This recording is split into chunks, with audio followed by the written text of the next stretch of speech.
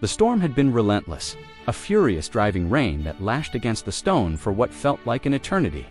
It was this deluge that had forced me off the beaten path, seeking refuge in the first structure I could find. And what a structure it was! Looming from the mist like a jagged tooth against the bruised sky, the castle stood silent and imposing. It wasn't just old, it felt ancient, as if it had been hewn from the very rock of the earth by forgotten hands. The gate, a colossal thing of rusted iron and splintered wood, hung ajar, a silent, gaping invitation into the darkness beyond.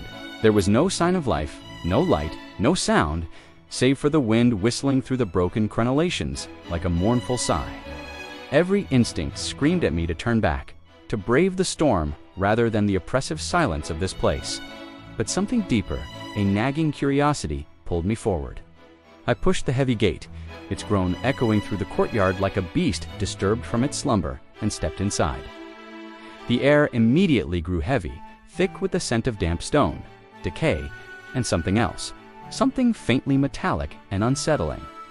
The courtyard was a graveyard of forgotten things, overturned carts, rusted armor, and stone statues whose features had been eroded by time into blank, staring masks.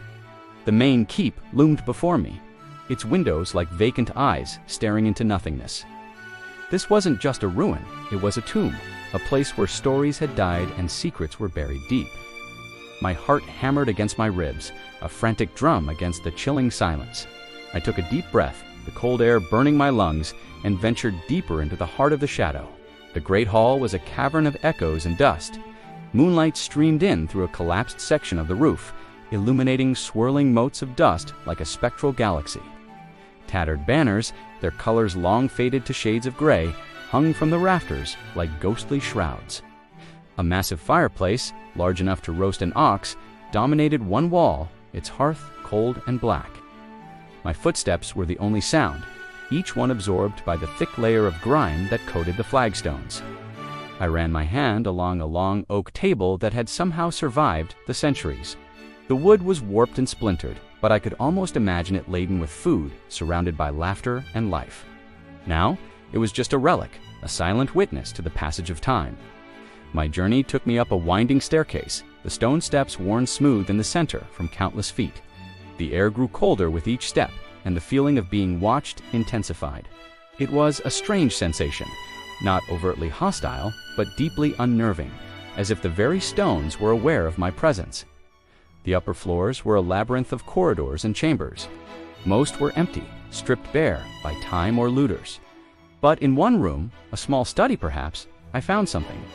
A heavy leather-bound book lay open on a lectern, its pages covered in a script I didn't recognize. The ink was faded, but the handwriting was elegant, precise. Even without understanding the words, I could feel the weight of them, the importance. As my fingers brushed the vellum, a cold draft snaked through the room, extinguishing the small flame of the lighter I held. Plunged into darkness, the silence of the room suddenly felt occupied. I fumbled for my light, my breath catching in my throat. It wasn't just the wind. I was not alone.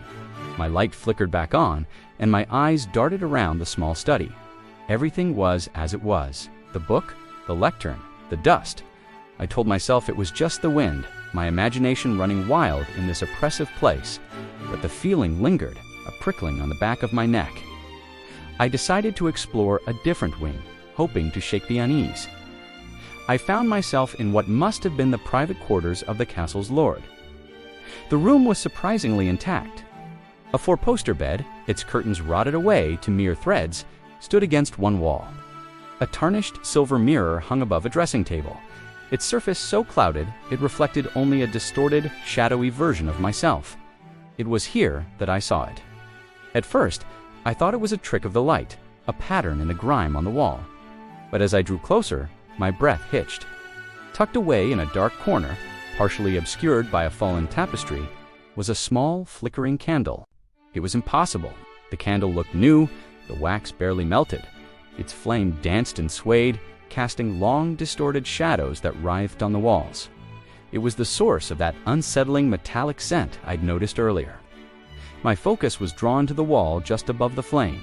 Revealed in the gentle, wavering light were symbols.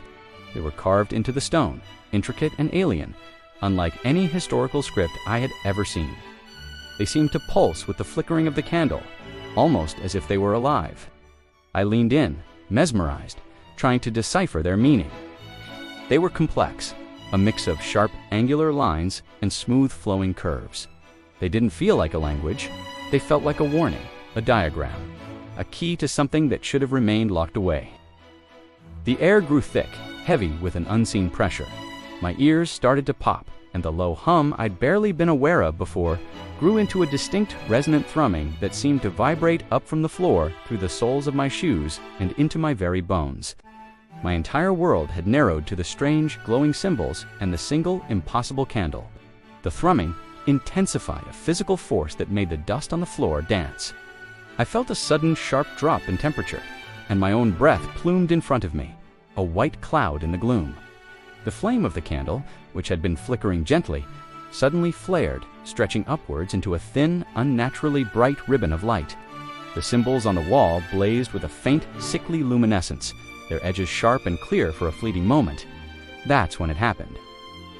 In the periphery of my vision, reflected in the clouded surface of the old mirror on the opposite wall, I saw movement. It was a subtle shift in the deep shadows behind me. Not a person, not an animal. It was a distortion, a patch of darkness that was somehow darker than the rest, a void that seemed to drink the light around it. It unfolded, elongated, like a silhouette detaching itself from the wall. There was no sound, no footstep, just a silent, fluid motion that defied all logic. My blood ran cold. Every rational thought evaporated, replaced by a primal, goo-trenching terror. My body froze, my muscles locked. I couldn't scream. I couldn't even breathe. I was trapped a deer in the headlights of something ancient and utterly wrong. The shape in the mirror resolved itself for a fraction of a second, a tall, gaunt figure, impossibly thin, its limbs too long, its head tilted at an unnatural angle. It wasn't looking at me. It was looking at the symbols on the wall. Then, with a speed that was sickeningly fast, it turned its attention towards my reflection. I didn't see a face, just a deepening of the void where a face should be. The mirror cracked, a spiderweb of fractures spreading from the point of its gaze. And the candle flame was instantly snuffed out, plunging me into absolute suffocating darkness. The snap of the mirror breaking was the sound that broke the spell. Terror, raw and undiluted, finally gave my legs the command to move. I didn't think, I just ran. I scrambled backward, tripping over my own feet, and fell hard against the damp stone floor. The darkness was total, but the image of the thing was burned onto the back of my eyelids. The thrumming sound was gone, replaced by a silence that was somehow more terrifying. I could hear my own ragged, panicked breaths, the frantic beat of my own heart. I clawed my way up, using the wall for support, and bolted from the room. I didn't look back. I couldn't. I cannonballed down the corridors, my mind a blank slate of pure fear. The labyrinthine passages that had seemed intriguing before were now a deadly trap. Every shadow was a monster, every gust of wind a pursuing phantom. I half ran, half fell down the grand staircase, my hands scraping against the rough stone. The great hall was a sea of black, and I stumbled through it, guided only by the faint gray light of the storm outside. The main gate was still ajar. I threw my shoulder against the heavy wood, forcing it open just enough to squeeze through. I didn't stop running. I burst out into the rain-soaked courtyard and didn't slow until I was beyond the castle walls, back on the muddy track. I ran until my lungs burned and my legs gave out, finally collapsing in the mud, gasping for air, the cold rain washing over me. I glanced back one last time. The castle stood against the skyline, a black silhouette, silent and motionless. No lights, no movement, as if nothing had ever happened. But I knew what I saw. I had stumbled into a place where the veil between worlds is thin, and I had seen what lies on the other side. The mystery of that castle remains, a dark secret whispered on the wind. It's a secret I have no intention of ever trying to solve. Some doors are best left unopened. Thank you for joining me on this terrifying exploration. If you enjoy mysteries and tales from the shadows, make sure to hit that subscribe button and turn on notifications so you don't miss our next adventure. Stay safe out there, and always be wary of the darkness.